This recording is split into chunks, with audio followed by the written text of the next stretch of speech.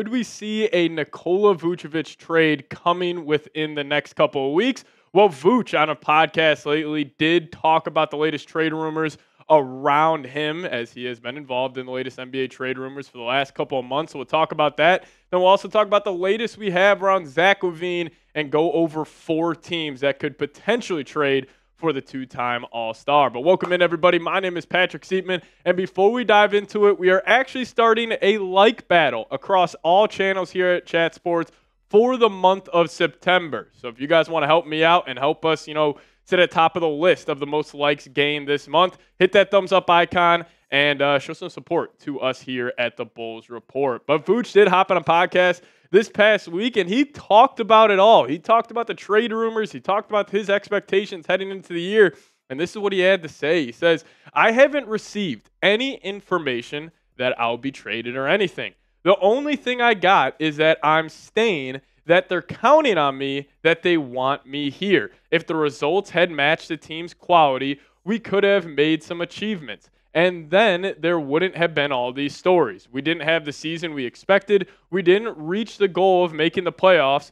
So it's logical that people start thinking about changes and those stories start." And I thought the funniest part about that quote from Vooch was at the tail half of the first quote you saw, where he was saying that the Bulls are counting on me. If the Bulls are counting on Nikola Vucevic heading into the season, we have problems. One, because I just don't think Vooch is a positive impact basketball player anymore with how bad he is defensively. Anytime you throw him out there, he is going to get picked on in pick and rolls. He just isn't going to be an overall plus when he's out there on the court. And even if the Bulls are trying to win games this season and they are banking on Vooch being that key piece in this rotation, we have incredible issues here. And, I was thinking about the offseason and just looking back at it as a whole.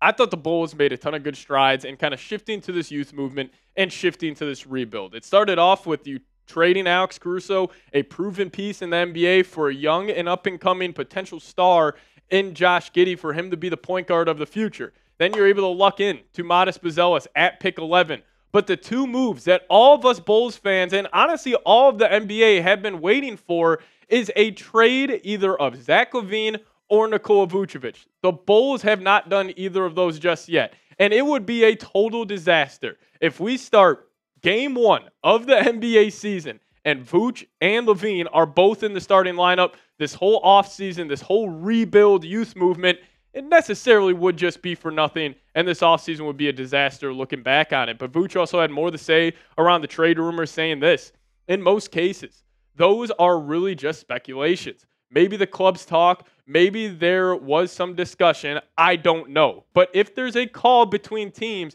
it immediately gets out, and people think that's it. And, Vooch, he has been the problem with this team. He has been not just the biggest problem, obviously, as there has been a lot other, kind of going into why the Bulls haven't been successful over the last couple of years. You can chalk it up to roster construction. You can chalk it up to coaching. But Vooch has definitely been one of the biggest issues, because when you have a center who is not talented defensively and who is also not a rim runner, it's just tough to get positive play out of him. And if you look at his stats, you would think this is one of the better players in the NBA. I mean, this dude rolls out of bed and he's able to average 17, 18 points a game, or even get his rebounding numbers up there to 10, 11 rebounds a night. And he's always been fairly efficient from the field. He's always around 50%. My biggest issue this past season with Vooch was him taking 4.5 threes a game and shooting it at 29%. And the stats will always look good with Vooch. Even if he goes and he plays with a contender, I still think he will be able to roll out of bed and average 14 and 10, whatever it may be. But still, on the basketball court, overall, does he impact winning at a high level? No. We have seen it even dating back to his days with the Orlando Magic. He has never been a winner in his NBA career, and the Bulls need to move off him. And 3 teams who I think could trade for Vooch that are still out there, you got to start off with number 1. I think this is the most obvious team that could trade for Vooch, and that's the New Orleans Pelicans. Right now, their starting center is Yves Missi, rookie out of Baylor. Would they want to roll out a guy like Daniel Tice as their starting center? Probably not. So maybe they could be looking at a 3-team trade where they send Ingram somewhere else. They bring in Vooch to be their starting center, and maybe the Bulls get a heavily protected first-round draft pick out of it. But I think if I had to call it, besides the Bulls, it would probably be the Pelicans. But you also got the New York Knicks. Now, I think this is very unlikely, as well as just defensively. We know Tom Thibodeau, he asks his bigs, to be one of the best drop coverage bigs in the NBA, and that's just not Vucevic's MO. But offensively, it doesn't make a ton of sense. Vucevic does play very well when he's attacking in weak man coverages, where he is going 4-on-3, where they blitz the ball handle, and I can already see it now. Jalen Brunson has the ball. He gets blitzed, drop off the Vucevic, and he's got shooter in each corner, and then he can either go attack and put pressure on the rim or drop it off to the other big. Offensively, it makes a lot of sense, but defensively, the fit would drive Tom Thibodeau absolutely nuts. And actually, the team that has been linked to Vucevic in the last couple of weeks is the Golden State Warriors. In this podcast, they actually asked Vucevic about the Warriors as a potential team. He didn't really have anything to say. It was kind of coach talk, very very politician of Vucevic to deflect those trade rumors. But the Warriors could be interested. They need more talent around Steph Curry. I just still don't see a potential landing spot besides the Pelicans that really makes a whole lot of sense for Vucevic. But you guys let me know. Predict it for me down below in the comment section. Where will Nikola Vucevic play next season? Is it with the Chicago Bulls or is it with either of the three teams I just mentioned? Let me know your thoughts down below in the comment section. Now, we get an update around Zach LaVine that we will get to here in a second. But first off, I got to tell you guys about today's presenting sponsor, and that is Prize Picks. Shout out to Prize Picks for sponsoring today's show. And if you guys download the Prize Picks app and use code CLNS, you guys will get $50 instantly when you play just $5. That's code CLNS on Prize Picks to get $50 instantly when you play with $5. You don't even need to win to receive the $50 bonus.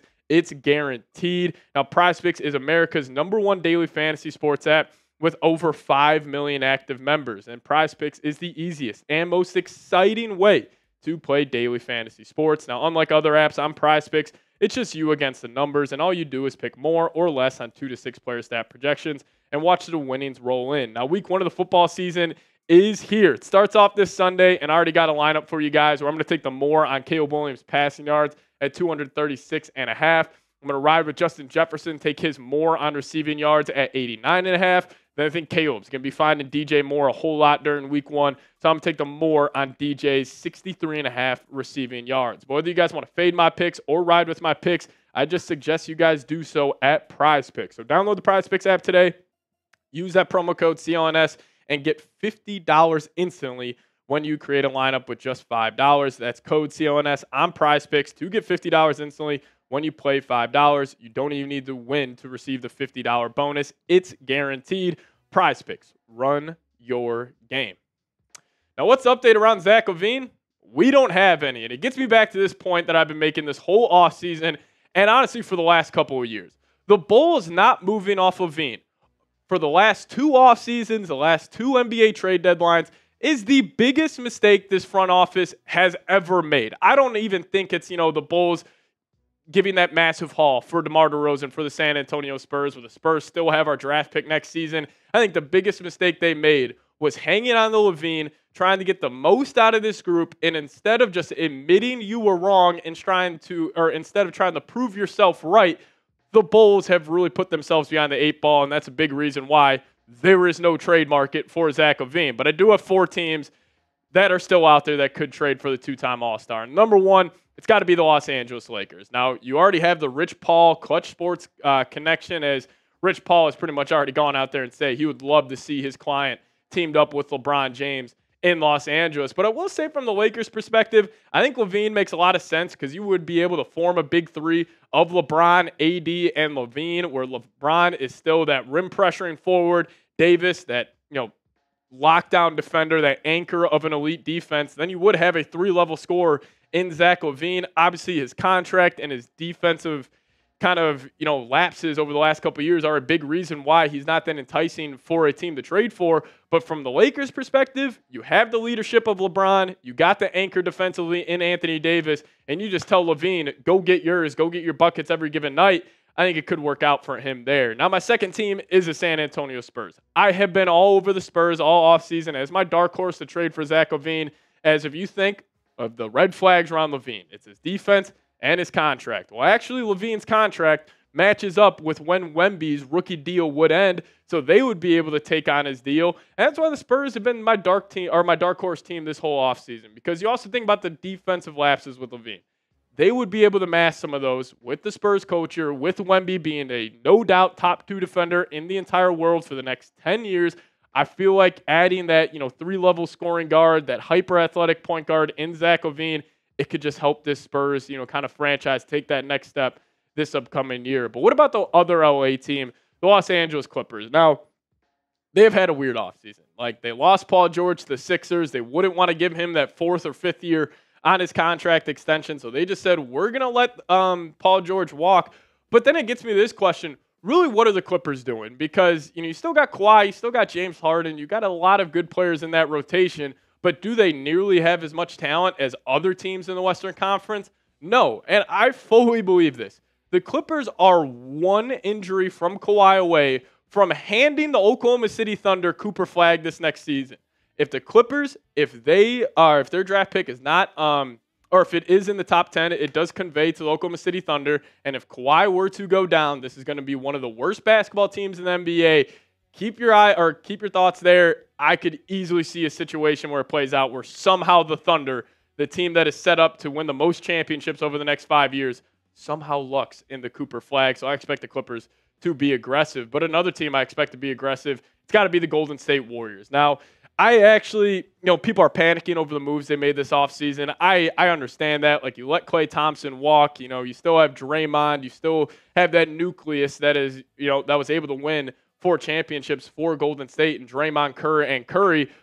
But are the Warriors really setting themselves up to give Steph Curry the best chance over the next couple of years where he's still playing at a top 5 player in the world caliber basketball? I don't necessarily think so. So I think the Warriors are going to need to make a move, whether that's for, LaVine, Vooch, or another star that gets disgruntled with their organization.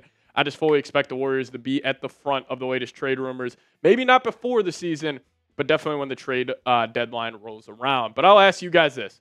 Do you want the Bulls to trade Zach LaVine? If you do, just hit that thumbs up icon. Like today's video. But if you're in the minority, comment why down below. Now, also, if you guys want to give me a follow on Twitter, that's a handle right there, @PatSieps. If you guys do so, I'll give you a follow back. And thank you guys so much for watching. Go Bulls.